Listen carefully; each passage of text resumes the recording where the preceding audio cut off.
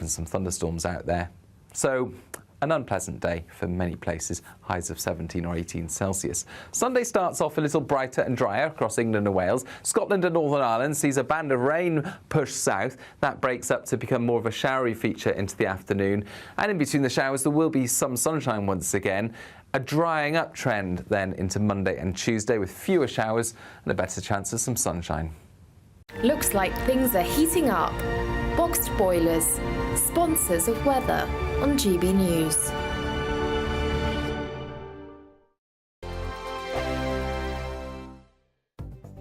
The latest GB News travel. Good evening, I'm Johnny Ratner. The M9 continues to crawl heading north of Stirling. The motorway is partly blocked just south of the A9. The Dunblane exit at the scene of a collision. Still really heavy on the M62 heading west through West Yorkshire after an earlier collision at the Huddersfield exit junction 23. All restrictions have been lifted now. And the M42 queuing heading north through Warwickshire. Just after the M6, the left lane's closed following a crash involving 4 cars and a van. And the M5 in Worcestershire is blocked northbound at 7, the Worcester exit, by a multi-vehicle collision. Still queuing anti-clockwise if you're heading towards the Dartford Tunnel on the M25 through Kent after an earlier collision that closed the left tunnel. East London, Chapel Road at Ilford closed at the scene of an accident in the one-way system on London Underground. Piccadilly line trains can't run Axon Town to Uxbridge, and Ivercombe District line trains Turnham Green to Richmond, and the Overground suspended Richmond to Gunnersbury. That's the latest. You can stay up to date throughout the day by visiting our website, gbnews.com. It's our summer spectacular. 3 top prizes that have to be won. There's cash. £15,000 in tax-free cash to spend on anything you like this summer. Plus a brand new iPhone 15 with a set of Apple AirPods. And if that wasn't enough, we'll also treat you to some fun in the sun with £500 to spend at your favourite UK attraction this summer. For another chance to win the iPhone, treats and £15,000 cash, text prize to 63232. Text costs £2 plus 1 standard network rate message. Or post your name and number to GB06 PO Box 8690 Derby DE1 9TT. UK only. Entrance must be 18 or over. Lines close at 5 p.m. on the 28th of June. Full terms and privacy notice at gbnews.com/win. Please check the closing time if listening or watching on demand. Good luck. This Saturday, GB News invites you to witness the pageantry, the tradition and the unity. Join Ellie Costello and me, Andrew Pearce, in a celebration of His Majesty the King's official birthday. Trooping the Colour. Saturday at 10 a.m. on GB News. The People's Channel, Britain's news channel. I'm Stephen Dixon, and thanks for joining us on GB News, Britain's news channel.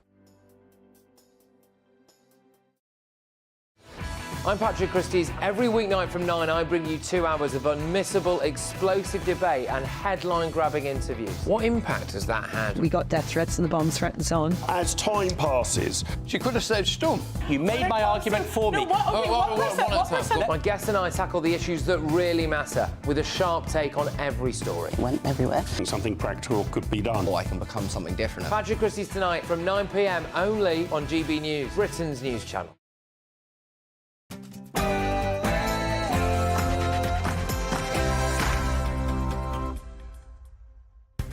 Good evening, it's 7 p.m. on Friday the 14th of June, and this is GB News' election special with me, Christopher Hope.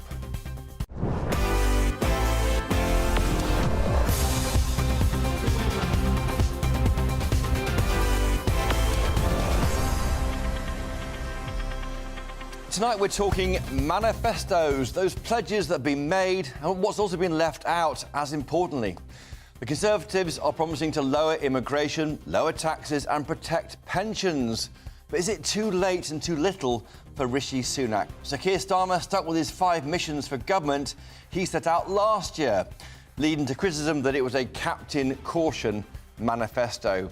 Sir Ed Davey took time away from the water slides and theme parks to unveil a £9.4 billion a year package for the NHS and social care as a centrepiece of his plan.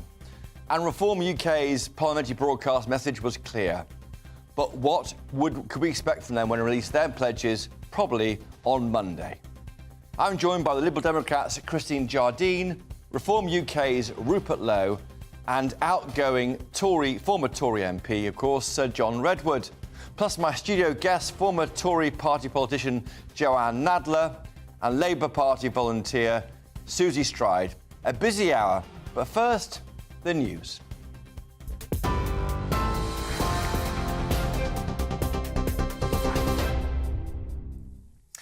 Chris, thank you very much and good evening. The top stories. The Princess of Wales says she's making good progress after her cancer diagnosis, and she says that she will attend the Trooping the Colour tomorrow.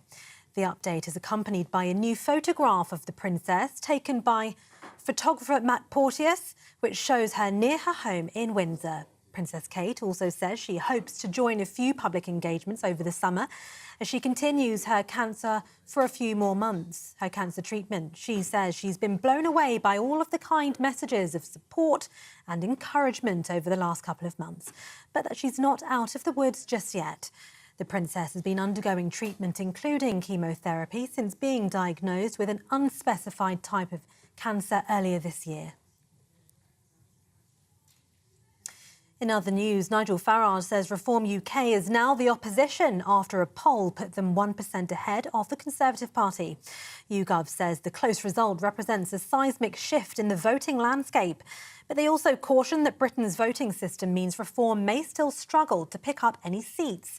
Labour's still well ahead on 37%, down 1 point, while the Liberal Democrats also lost a point, scoring 14%, with the Greens on 7. Nigel Farage says his party could change the dynamic on election day.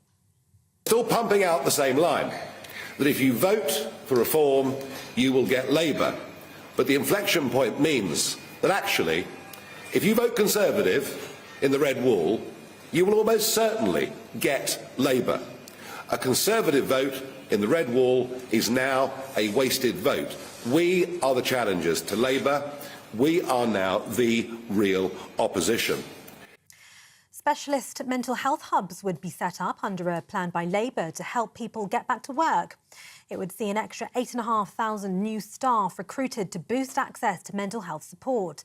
Depression and anxiety are among the most common conditions that force people out of work, whilst an estimated 1.2 million people are currently waiting for mental health treatment.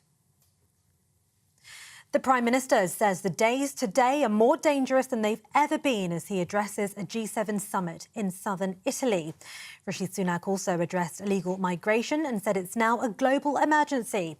It has been agreed at the summit that NATO is to have more control over the coordination of weapons for Ukraine. The US and Ukrainian president signed a 10-year security agreement at the summit last night, inching it closer towards membership of the alliance. It aims to guarantee support for Ukraine's war with Russia. Just moments ago, Mr. Sunak said Ukraine's security is our security. We are in this for the long term. Putin will not outlast us. The UK has committed £3 billion of military aid every year to the end of the decade. We're dialing up the economic pressure on Russia with 50 new sanctions this week alone. And we've just announced over £240 million for reconstruction. But as I've long argued, Russia itself must pay for the destruction it has caused. And now, Russia will pay. For the latest stories, sign up to GB News Alerts by scanning the QR code on your screen or go to gbnews.com/alerts.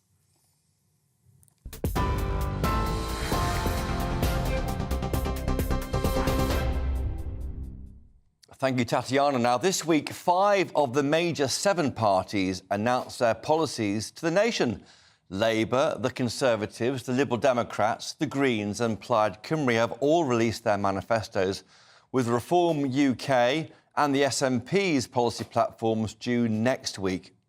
On Monday this week, Sir Ed Davey took time out from his summer of fun to unveil a £9.4 billion a year package for the NHS and social care. He also launched an attack on the current Tory government.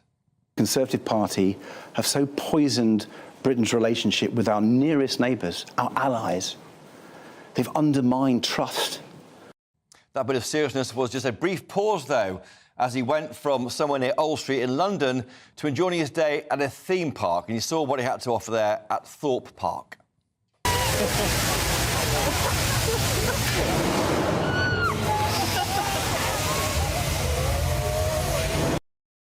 And that's actually my film I filmed on my phone. He even conducted some of his media interviews aboard the teacups.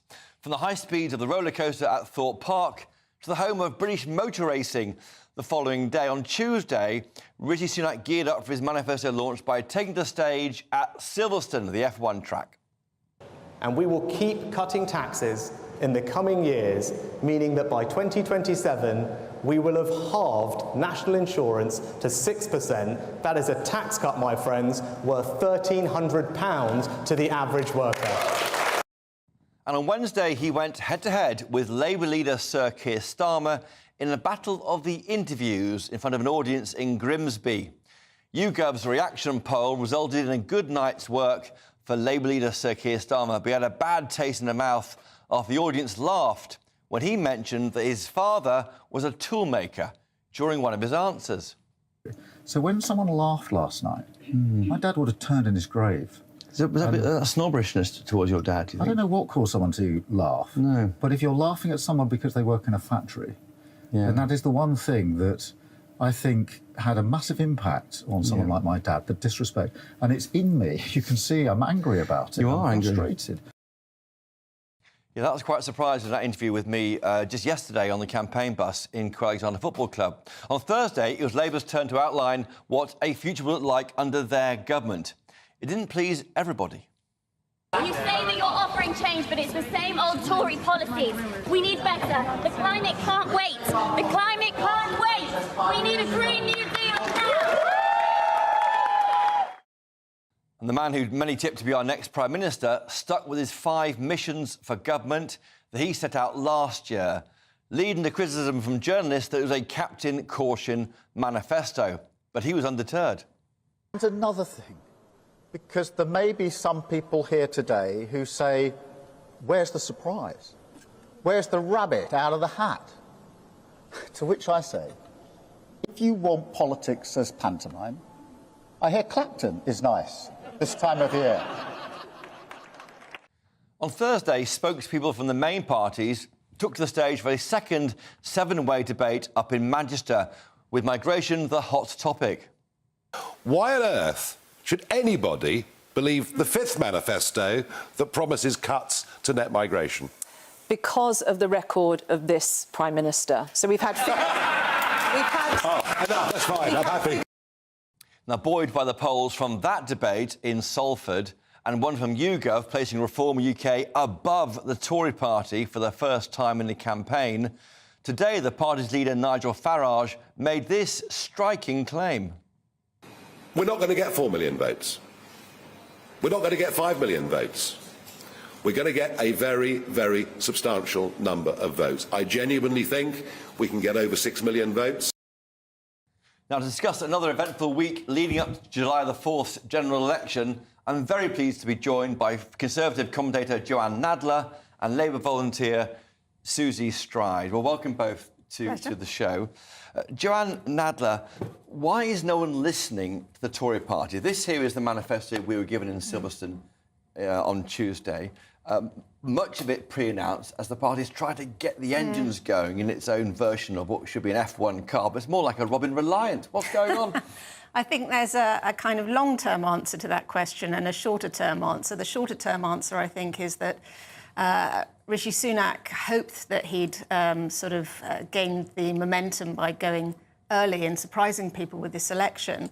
And then he sort of promptly lost the capacity to dominate the headlines in a positive way. First of all, I think by Nigel Farage's entry into the race, and secondly, by a number of his own inept mistakes. Most obviously, what happened on D-Day, and that's really kind of come into people's consciousness, and they've really forgotten what was discussed in the manifesto. The longer answer to that question, I think, is that the Conservatives, for such a long time, haven't really been able to articulate a vision that's really struck people as being distinctly conservative, and they've been ceding votes, as we've seen, to the right, to a putative party of reform that's now really got going under Farage again, and also obviously in so-called blue wall to the Liberal Democrats, let alone to Labour. It's a gift, isn't it, Susie Stride, to Labour Party, which simply must just carry on not being risky and just sit there and hoover up all the support from the voters. I mean, I don't know if I agree with this, not risky. I think what we're doing is going to be quite radical. I mean, I work in schools with kids with mental health needs, and I'm going to say there's a crisis going on in our schools, and this hits, you know, people we care about. You have your This document here is extremely limited. This is the Labour manifesto. It says change on it. It should have said no change on it. Well, I mean, I'm not sure... Well, in this country that we live in, if we're talking about this manifesto and the change that's going to come, I think it's going to be radical. 8,500 new mental health workers, that's going to transform children's lives. An increase in the number of teachers in our schools. I was in the doctor's surgery today just for something routine, and the doctor's like, we need labour. How many per school is it? I mean, it's not a lot. It's 1 or 2 per school. Well, How will that transform it's more than what lives? we had last week. It's more than what we had last week. And this is the thing, listen, I agree with you. It's going to be step by step. OK. You know, it is step by step. But 1.5 million new homes, you know, for lots of people who can't get, you know, their, whatever you call it, leg on the housing ladder, I don't know what the saying is, that's going to change lives. You know, even, you know, the fact that people are waiting months and months and months for NHS appointments, even GP appointments, 2 weeks. We're going to come on to Labour in detail in a moment. But we've seen this document. I mean, it is costed in the sense that they're saving billions from the welfare budget and spending most of it on tax cuts. So the offer's clear, but some of the way they're raising money is questionable because they're raising it from closing the tax gap, the gap between money owed to the Exchequer and what they receive, and also cracking down on welfare reform. Both of those areas difficult to raise money from. I think all of the parties are guilty of talking a great deal about having costed their aspirations, but the word aspiration is quite key to this because they're either based on things that, as you say, are kind of future hopes that they can raise the money from them, or they're based on the idea of future growth, which, of course, isn't guaranteed. So, I mean, a great deal of store is put by journalists in this idea of things being costed, but I think that is only really one part of how we should scrutinise these ideas. There's a document here called a costings document, which is where they set out these 5 years of spending. The problem with... He seems very unlucky to me, I think, the PM. He announces an election in the rain. Things keep happening to him, don't they? Just most recently, one of his aides in Parliament allegedly may have put some money on the date of the election. There might be an investigation today. We learn the gambling regulator has got in touch with him to find out what happened. I mean, things keep happening. It does. And the only way he was going to win the election, I think, is if he had a complete, clear run at it and nothing went wrong and everything went right for 6 weeks. Yeah, I mean, I kind of feel sorry for him, kind of. But I also think, you know, it just, you know, I was doing some Googling today, and, you know, him and his wife, they're very wealthy people. If he doesn't win, he's probably going to go off to California. Forget that. I can't bear this nonsense about money. Honestly, I just think it's not fair on him. What I'm saying to you is I do genuinely feel a bit sorry for him because it does feel like he's had a lot of bad luck. But I suppose what I'm saying is he's probably not going to win and he's not going to be left, I don't know, depressed without a job in a house. You know, he's got another future ahead of him. I was with him on Wednesday on his campaign bus. He said he's pumped, he's ready. You can't fault him for enthusiasm. Yeah. It's not working. I mean, I do see things on Twitter about him. I think people just don't understand what he's like. He is a guy who could be earning millions in the private sector. Yeah, I mean... He's doing his best for his country, but it's not working. Yeah, no, I mean, I totally agree with you on that point. I do think there are lots of reasons to criticise Rishi Sunak's premiership, but not whether or not he's personally a wealthy man. I mean, if anything, actually, it reflects well on him that he hasn't just carried on with wealth creation for his own benefit, that he has actually invested his time in public service. But the thing is, it really started to go wrong for him, I think, you know, around the time of the last Conservative Party conference, when he could have really started to introduce some radical, exciting policies, and he came in with things like that, you know, that obscure smoking ban thing, which he hasn't even seen through. Which no one in the Tory party was talking about. No, quite. Is it time for some sort of arrangement, a deal with Nigel Farage's party? I mean, the poll last night from YouGov had I think, Reform on 18, Tories on 17. And I think the Labour on 35. You add the figures together, you get I think to that 35. idea is completely irrelevant, actually, because even if the Conservatives wanted to do it, why should Nigel Farage do it? You know, he's got the wind in his sails right now. Part of his great sell is that he's there to replace the Conservative Party. So I can't see that there's anything in it for him at all.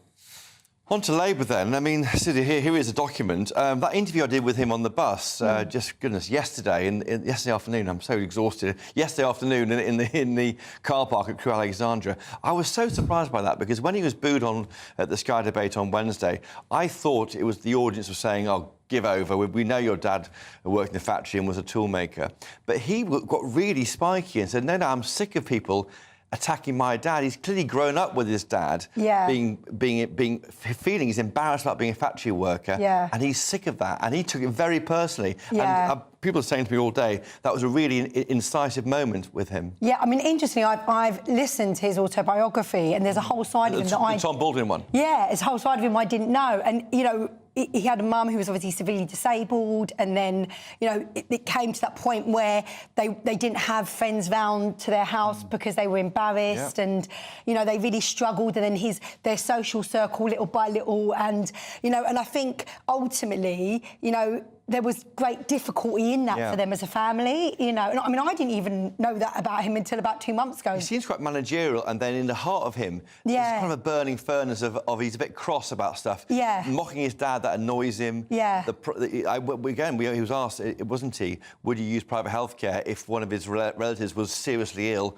waiting on a list? No, he wouldn't. Yeah. Which I don't believe, by the way. Yeah, I mean... if you could afford it, would you not put a child through private healthcare to get them treated? I mean, look, I'm more in the place of let's transform the NHS. Of course. You know, I've got lots of friends I'm interrogating the idea of our next Prime Minister, possibly. Yeah, I mean, look, I think, interestingly, one of my friends is a senior consultant in the NHS, and I was saying to her, what does it need? What does it need? And she said to me 2 days ago, actually, Susie, a lot of it's morale. We feel so beaten down, we need morale. Do you know what I mean? And it's that thing, isn't it? Hope, excitement, there's a better day. Yeah. And so, you know, I would rather move to, let's invest in our NHS. And that doesn't just mean money, that means reform, and that means encouragement and whatnot. So, yeah, I can't answer that for Keir. Joanne, I mean, Susie's right? I mean, the Labour Party, of all the parties, has the permission to reform the NHS. I think the Tories are always in a crouch ever since, really, David Cameron said he wouldn't touch the NHS back in 2005. Yeah. And since then, the party's just chucked money into it, and it hasn't really got the results they want. I mean, that is so true. And actually, the logic of that has clearly been grasped by Mr Streeting. Yeah. And yet it seems to have been lost on his party leader. Well, I thought that he says, of course, famously, I will use all the private expertise I can to clear the backlog. What about, say, Keir Starmer? But they would say, well, we're not going to tell others how they had to get treated. He's saying a personal choice by him. Yeah, I mean, of course it's a personal choice by him, but isn't part of trying to get to the heart of these particular politicians... When you see their instinct and it comes out so clearly like that, I think it's fair to say that can inform their own political priorities. So what we saw there was somebody who ideologically is very wedded to a very traditional and unreconstructed form of healthcare in this country. That is fascinating. Exactly. And also somebody who is very ambivalent about his own record about Jeremy Corbyn, and yet seemed to be, you know, in his heart... He seemed to be chiming with the sort of Corbyn part of the party. Joanne's right. I mean, Suze, that was a real moment too when he said, when he was asked, wasn't he, in the interviews, I think, on Sky, he was asked about, you know, you backed Jeremy Corbyn in 2019. You know, why was that? And he says, well, I didn't think he's going to win. I mean, that was a bit disingenuous. Be honest with you, let's just be honest. For all of us, it was a bit like an oppressive regime. Are you a Corbynista? No, but you probably campaigned, though. Fighting with him to get the party back. But you campaigned for him in 2019, so you're the same... No, I didn't. Didn't you? OK. No, I mean, I'm going to be honest with you. A lot of us suffered under that. And do you know what I find really interesting is lots of Conservatives and Labour people came together under that because I think we all just saw none of us are like this. None of us want this extremity in our country. And one of the things that makes us great great as a country is we're not like that. He's not. And what you saw was, look, you got George Osborne and Ed Balls doing their thing together, and, you know, I saw Robert Halfon join it, and Robert Halfon said to me, oh, Susie, will you shake my hand? We were at a funeral, and I said, Robert, I've got more in common with you than some of the extreme Well, we saw hard Angela left. Rayner and Penny Mordaunt getting on very well after one of those seven-way debates, because basically behind, they are opponents but not enemies, is the point. Because it's part of respect, isn't it, in this nation? We're different, you know, we get on with each other. We challenge each other, but we get on. Susie, thank you. Thank you, Joanne. We're going to move on now. Now, next, we will be talking to two candidates from parties claiming they could become the opposition after July the 4th general election. 3 weeks today. Lib Dem hopeful Christine Jardine is up next. You're with me, Christopher Hope, live on GB News. Don't go away. Join me, Nana Akwe, for an informative, interactive news programme with a difference. It's fun. It's true. You're not wrong. No one will be cancelled. Lovely. Join me from 3 p.m. every weekend, only on GB News, Britain's news channel. I'm Christopher Hope. This is GB News, Britain's election channel. Britain's newsroom, weekday mornings from 9:30. I've got a grade 3 astrocytoma brain tumour. Once I was diagnosed, I tried to do my claim with my insurance company and was rejected.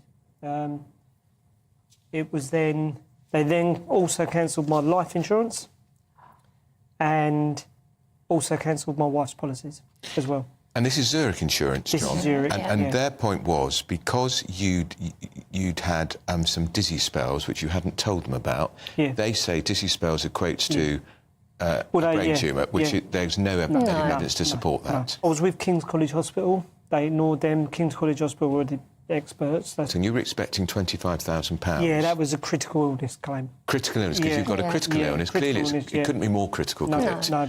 Michelle, you've got a lovely, poorly husband, and you're also worrying about paying the bills and what the future holds. Yeah. What impact is this having on you on a day-to-day basis? I try not to think too much about the future because it does upset me. I'm kind of thinking, when John does go, I'm left with a mortgage to pay and 2 young children. How old are your kids? 5 and 3. Right. So it's incredibly tough. And are you working? I haven't worked since having the children. Right.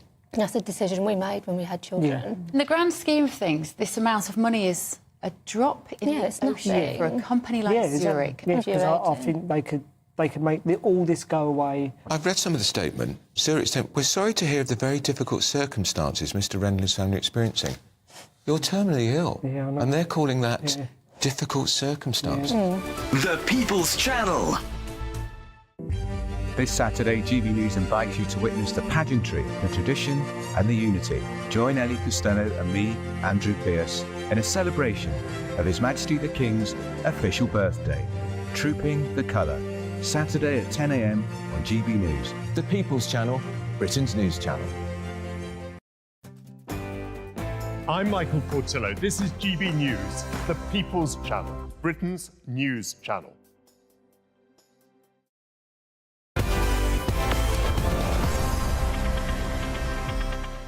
And we're back now. So Ed Davies' wacky hijinks aside, the Lib Dems do have some policy pledges.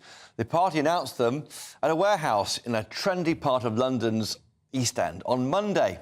The party vowed that it would rejoin the EU single market, scrap the Rwanda scheme and give 16-year-olds a vote. The Lib Dems also pledged to give everybody the right to flexible working and more than double the amount of capital gains tax paid by top earners. To talk us through all the detail and much more is Lib Dem parliamentary hopeful Christine Jardine. Christine, thank you for joining me on GB News tonight. Great to see you. Thank you. You're welcome. Your leader, are you comfortable with the way he's deporting himself? Yes, of course I am. You know, Ed has been our most successful leader in something like 30 years. We've been most successful at by-elections. We've won 4 by-elections in this parliament, most successful since the parliament immediately before the last Labour government. We beat the Conservatives at the last round of local elections. We've had 6 successful rounds of local elections. And a lot of that is down to the work that Ed Davey has done. Now, you're talking about the protocols that have accompanied our announcements of policies, things like Lake Windermere, where he was paddle boarding. That was to draw attention to the fact that important stretches of water, bathing water like Lake Windermere, have been contaminated by raw sewage being dumped by the water companies. And we have a policy to deal with that. We want to reform that situation. We want to stop that. So that is why he was doing it. And if you saw a party election broadcast, we have had fantastic response from the public to that first party election broadcast where Ed talked about being a carer for his son, John, and when he was young, for his mother, and how he can empathise with the situation that so many people in this country find themselves in now. That's the Ed Davey that we know in the Liberal Democrats. That's the Ed Davey who is standing again for Parliament, who is our leader, of whom we are immensely proud, and who the public can see is a man who, you know, he takes his politics very seriously. He takes caring and carers very seriously. He wants to save our NHS, but he doesn't take himself seriously. Yes, there is that, and I guess he's getting pictures we're playing out on air today, and of course in the newspapers, and those go with articles. We're talking about it. Maybe that's what works. But is he? What is the Lib Dem? What does it stand for? I was there at the launch of the manifesto, and it struck me the party's facing both ways. It's defined itself both as anti-Tory and anti-Labour. But what's it for? We're not facing both ways. We're facing forward. We're looking to the future, and we're looking to a future in which our NHS continues to play a massive part. We want to save the NHS and social care and support carers.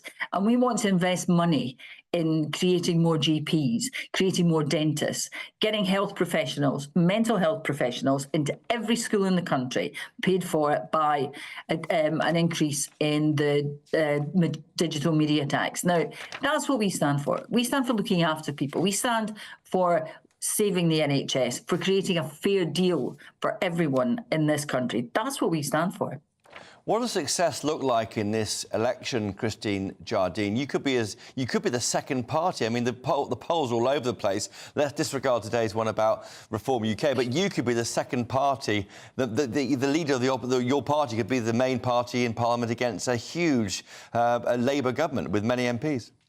Well, as you said yourself, the opinion polls are all over the place. And you and I both know that actually, at the end of the day, they don't matter. What matters is how people vote on the 4th of July. And the only poll that matters is that poll on the 4th of July. That's what we're focusing on. Success for us looks like increasing the number of Liberal Democrat MPs in Parliament. Ideally, we'd like to get back into that third slot that we held for so many years, and we were so effective in, and that the SNP, frankly, have just used to trumpet independence rather than working for the people who got them there. So that's what success looks for us. Increased representation, increased influence, a louder voice in Parliament for those people who don't want to be represented by the Labour Party or the Conservative Party. They have good, strong local champions in the Liberal Democrat MP, and they want to hear from them. And that's the point, Christine Jardine. It is about local champions, not electing a government. I mean, almost what is the point of a Liberal Democrats in that sense? Because the other two main parties will actually do what they say they'll do in the manifesto, whereas what you've got here is a series of demands and pressure points you can exert on a government in power.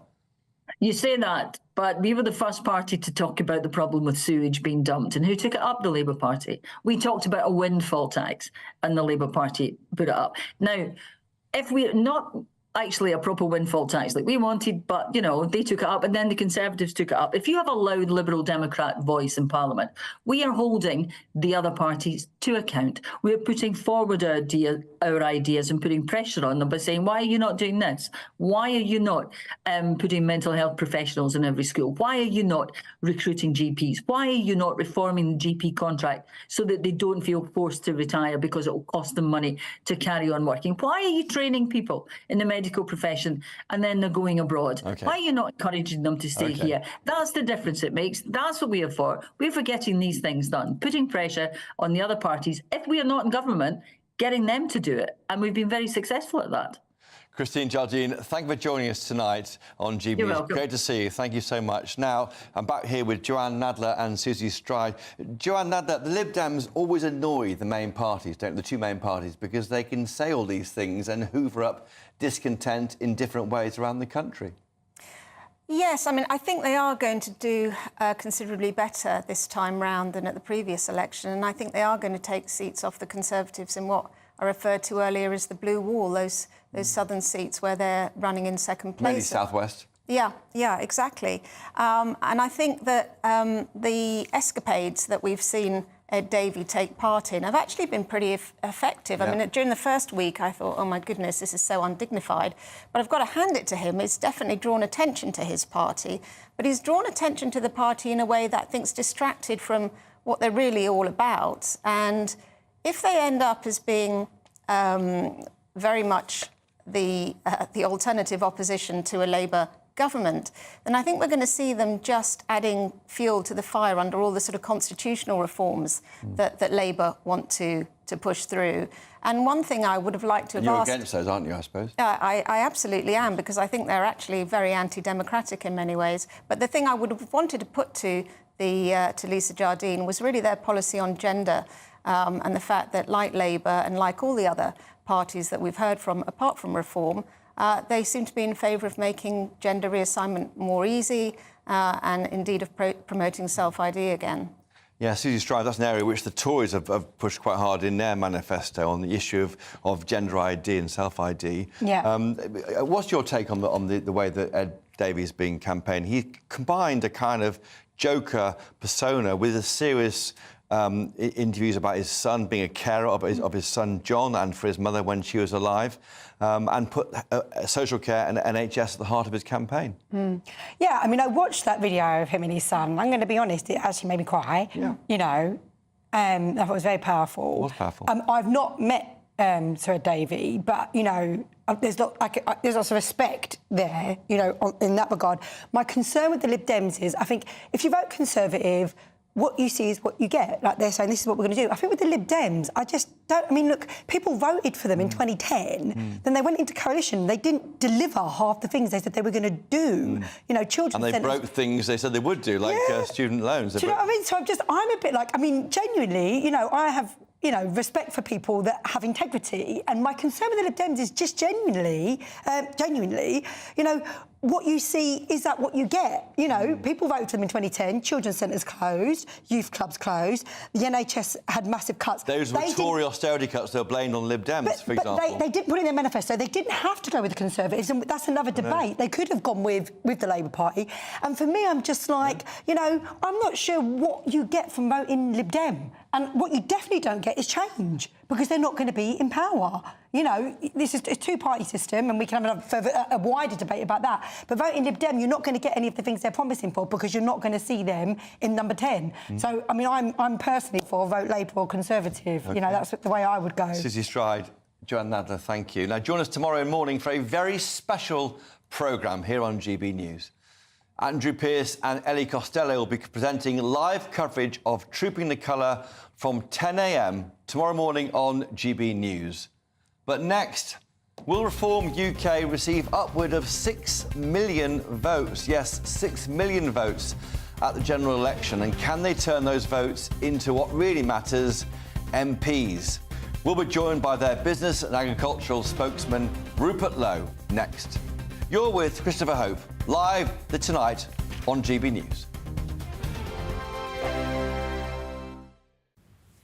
Hello again and welcome to the latest forecast from the Met Office for GB News. Further showers are expected over the next 24 hours and beyond, with prolonged rain at times, but also some clear spells in between the downpours. Low pressure is currently stationed to the west-northwest of Scotland, and around that low we've got a gusty wind bringing frequent showers into much of the UK, but also some longer spells of rain.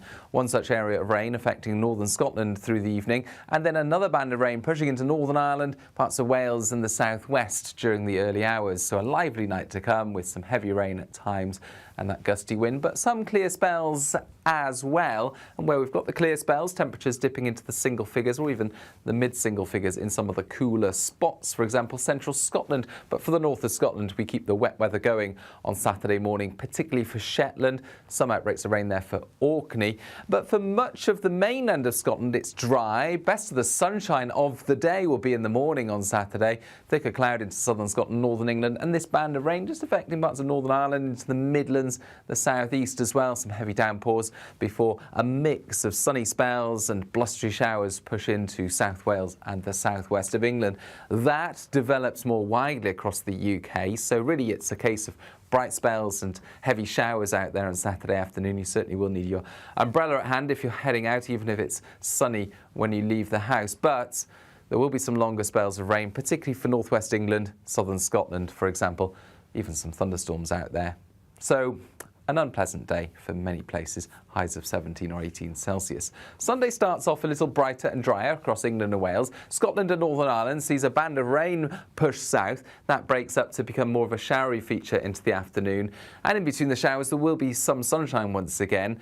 A drying up trend then into Monday and Tuesday with fewer showers and a better chance of some sunshine. This is GB News, and we are Britain's election channel. This vote may seem to be about the politicians in the media, but it's actually about you. And we won't ever forget that. Join us up and down the country as we follow every moment together. Now more than ever, it's important to hear all sides as you make your decision ahead of polling day. We're here for you. This is GB News. the People's Channel, Britain's election channel. Are the newspapers getting you down? My wife didn't divorce me that month.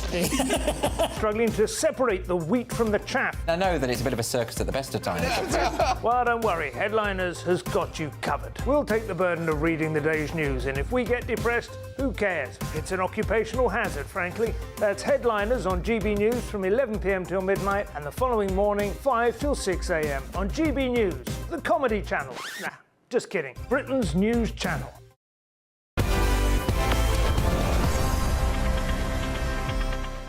And we're back now. Reform UK's manifesto, which it's calling a contract with the people, is launched on Monday in the Welsh Valleys, as it happens. Some of the party's pledges have already been announced, such as a freeze on non-essential, whatever that means, migration, and an increase in the income tax personal allowance to £20,000. Now, yesterday, the upstart right-wing party even overtook the Tory party in the polls, which Nigel Farage, its new leader, was quick to announce during ITV's election debate last night. So the party is increasingly and rapidly becoming a bigger deal, but what more can we expect from it on Monday? With me now is Rupert Lowe, Reform UK parliamentary candidate and the party's spokesman for business and agriculture. Rupert, welcome. Does Reform have any more tricks up its sleeve on Monday? We've got a lot, Christopher. I think our manifesto, well, we don't call it a manifesto, we call it a contract with the people, because most of the big parties, they don't take their manifestos seriously. As you know, every 5 years, the voters have a little bit of power, and they make these ridiculous promises in their manifesto, which they then continually break. So no, ours is a contract with the people, and ours is for real. And when I showed it to Simon Heffer, when I spoke at a lunch, he described it as Thatcherite in construct. So I'm very proud of that. I played a part in the business, the agriculture, and the fisheries policy, the draft policy. And quite rightly, obviously, when he came back, Nigel Farage wanted to cast his eye over it. So I think we're going to see a very comprehensive contract with the people, which will, I think, bring common sense to bear. It's designed to reward those people who work.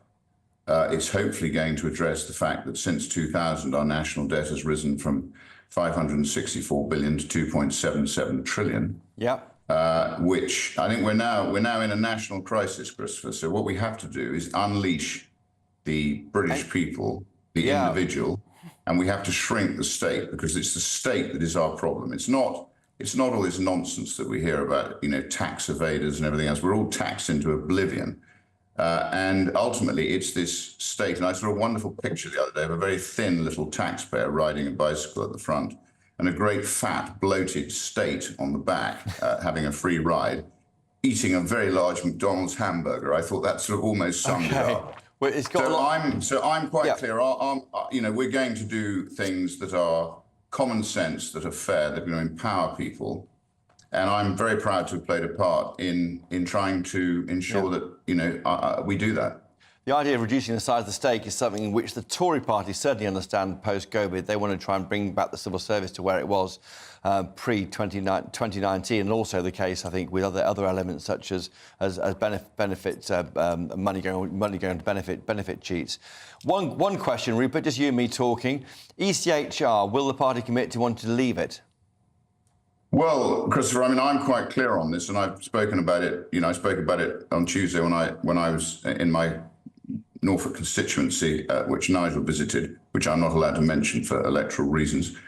And I'm quite clear. And a lot of this rot, in fact, most of this rot started with the Labour Party under Blair, Brown, Campbell and Mandelson, who I call the four horsemen of the apocalypse. And buried within the Human Rights Act of 1998, as you probably know, is the ECHR. So what Boris failed to do when we handed him an 80-seat majority was to actually repeal these venal acts like the Human Rights Act, like the Equality Act, all the sort of things. And we'll forget about Gordon Brown selling all our gold. That's another thing they did. So it's actually Labour started the rot. Yes, Rupert. And unfortunately, the Tories didn't reverse that. Okay. So, but I'm interested in your party. Will you try and reverse it? It's a question to you, and you're not answering. Well, I think in reality, what we've got to do, Christopher, is we've got, and by the way, what's happening in the constituencies, I don't think Westminster has any idea what's going on the ground. I'm on the ground quite a lot, as you'd imagine. And, people are saying enough is enough. They've had enough of this deficient government we've got in Westminster. The bloated civil service is not delivering.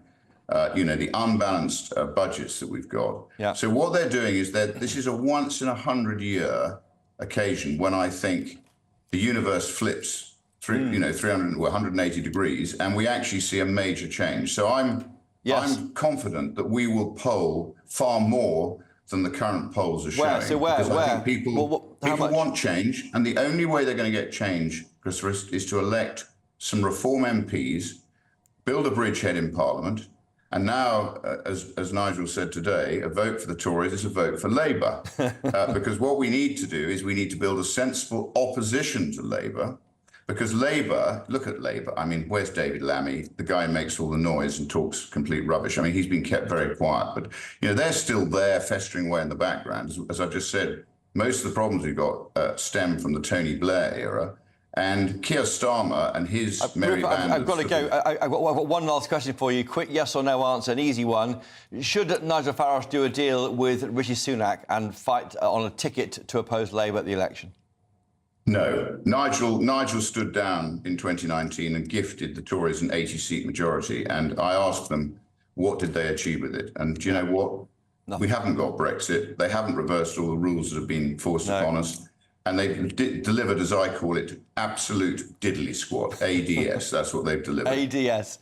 Well, we'll hear more. We'll hear less ADS and more policies, I'm sure, on Monday. More action and less ADS, in the Welsh Valleys. Rupert Lowe, thank you for joining us tonight on GB News. Let's get reaction now from our guests tonight. Joanne Nadler, the Conservative commentator, and Susie Stride for Labour. Joanne Nadler, you heard there, there's a fury from Rupert Lowe about almost Tory party inefficiency to get the best out of Brexit. That's almost a kind of, for me, an angry Tory voter there, but he's, of course, a Reform UK spokesman. Yeah, absolutely. Well, of course, we are seeing a lot of former Conservative supporters feeling that they have a natural affinity with a lot of what Reform is talking about, hence the situation. What I would say about that interview that I thought was very interesting is we're beginning to see a semblance there of some kind of attack that, or strategy that Reform could use in opposing Labour, because they are positioning themselves now as being the opposition to Labour. But most of the opposition we've heard from Reform thus far has been in opposition to the Conservatives. So that was interesting to hear him talk about the Human Rights Act, the Equalities Act, things like that. Sorry. No, I'm pressed for time, but quickly, Susie, is Joanne right that reform will be a problem for Labour as much as the Tory party?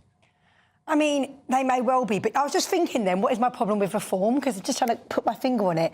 And I think this, you know, you're saying, oh, the state. And I'm just thinking, my mum's at home watching this, who, you know, brought up in poverty-stricken household in East London.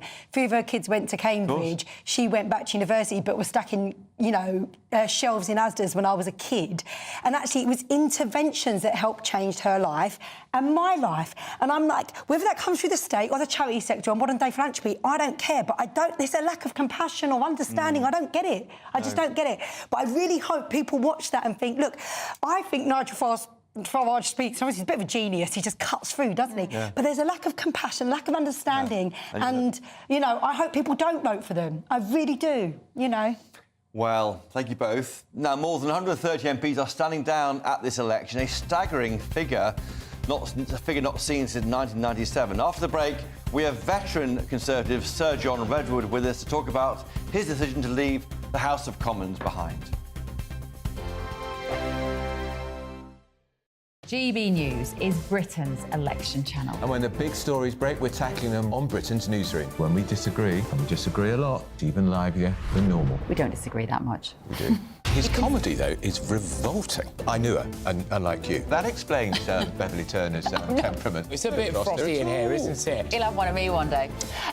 For dartball practice. Britain's newsroom on GB News. Weekdays, 9:30 a.m. GB News, the People's Channel, Britain's news channel. Nana Queer, weekends from 3 p.m. His highly rated book details the moving story of how he found his birth mother. I'm pleased to say, of course, I'm joined by the legend that is Andrew Pearce. Hello. Lovely to be back on your show. Oh, my goodness. Oh, yeah, that was the first time I got you on my show. I think the first time I ever worked on GB News was on your show. I couldn't believe it because I used to listen to you all the time on LBC. Right. But you found time to write a memoir. I actually started writing it during lockdown. It was almost just putting thoughts on a piece of paper. I loved my adoptive mum, who adopted me. Wonderful woman. She gave me a wonderful life with my dad in Swindon. I was adopted into a home with 3 kids. They were there already. They never resented me. So I never, ever wanted to do anything that would upset my mum. So what I did, I found Margaret and didn't tell Mum what I was doing. Yeah. Because she had me in the early 1960s.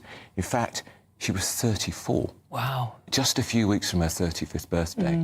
An Irish Roman Catholic nurse. She had me in Bristol. She lived in Birmingham. She'd gone to extraordinary lengths to cover her tracks. And I was in the orphanage for the best part of 3 years. And she used to visit me regularly because she thought at some point she'd be able to give me a home. But I'm not sure how that was ever plausible because it's the early 1960s and single mothers were the devil incarnate. They really were social pariahs. So it was going to be very difficult for her. You probably wondered who she is. Yeah. And who your father is as well. Yeah. She visited me regularly till I was 2 years old. It must have been incredibly painful for her to give me up. Well, I discovered during my research in the book that actually when Margaret decided to give me up for adoption, she then wrote to the nuns to say she was going on a holiday and she'd be at a different address. In fact, she was going on a honeymoon. She'd met someone while I was in the orphanage. The People's Channel. Hi there, I'm Michelle Dewberry and I'm going to take a second to tell you all about my show, Dubes & Co. We start off with the issues of the day. We then bring in both sides of the arguments. We get rid of the disrespect. And then you throw me into the mix. And trust me, I'll tell it exactly how it is. And then, of course, the magic ingredient, you at home. We mix it all together and what have we got, in my opinion, the best debate show in town. Monday to Friday, 6 till 7 on GB News, Britain's news channel.